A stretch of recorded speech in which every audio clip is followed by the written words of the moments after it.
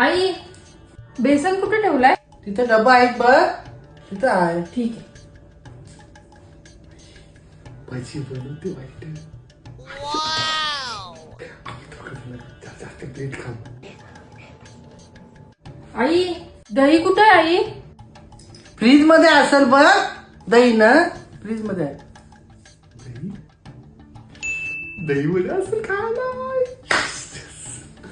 दही वडे आणि भजी, भजी आणि दही वडे.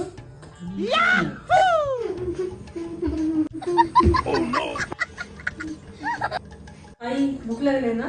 काहीतरी बनवा ना, मला पण भूक लागली. काय ग आम्हाला तू बनवतोस का काय? तोंडाला लावायला पाहिजे होतं बेसन.